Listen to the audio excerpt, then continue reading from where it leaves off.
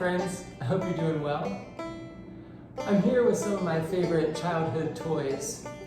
They're in pretty good shape, and before any of my youth group friends can say it, let me just say it for you, for as old as they are. I wanted to show you this one specifically. It's a grain wagon, and we used these all the time on the farm before we got the semi-trucks.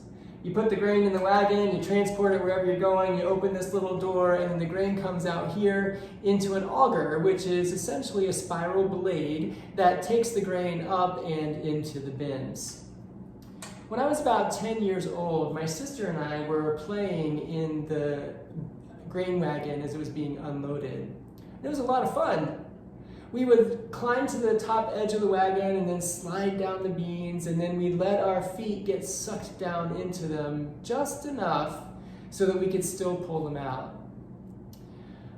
Well, as the day went on, I got a little braver, or maybe a little dumber, and I would let my feet get sucked in a little bit farther.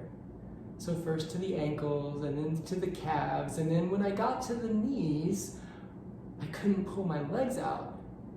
The suction was too great. And so I grabbed onto the top of the wagon to hold on so that it didn't suck me under the beans. But I couldn't hold on much longer because it was sucking me down with it.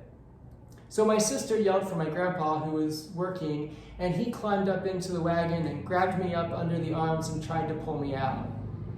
He couldn't pull me out either. And I remember just going deeper and deeper into those beans, and they were getting farther and farther up, and I was scared.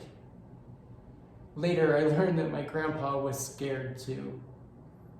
So he's shouting for my mom, who's in the house. My sister runs to get him and get her, and she comes out, and with all the noise of the tractor and all the chaos, she didn't know what was going on, and he was trying to tell her to turn off the tractor to stop the auger, but all she could figure out to do was to open the door of the wagon, which worked. It broke the suction and allowed him to pull me up out of the beans, but it also let all the beans out onto the ground.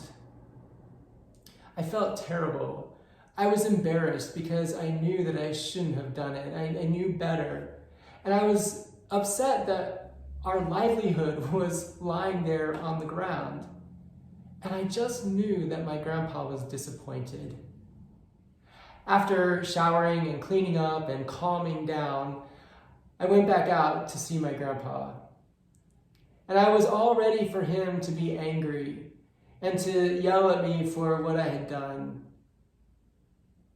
But he bent down, and he put me on his knee, and he wrapped his arms around me, and with a little twinkle in his eye, he said, "Look at this mess." It was a big mess, but I could tell from the way that he held me and the way that he talked to me that his primary concern was joy that he hadn't lost me.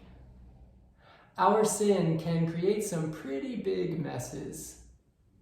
Forgiveness does not mean that the messes go away. It doesn't mean that the consequences are erased. It does mean that we are loved and accepted despite our sin. It means that we are not alone to clean up the mess. God is with us, and God loves us even though we disappoint him. You know the messes that you've made in your life, and maybe even the mess that you're in right now. So I want you to imagine for a moment Jesus embracing you warmly and holding you on his knee and saying to you with a little twinkle in his eye, "Look at this mess. Know that you are forgiven. Know that you are not alone. And the greatest joy of Jesus is knowing that you're not lost."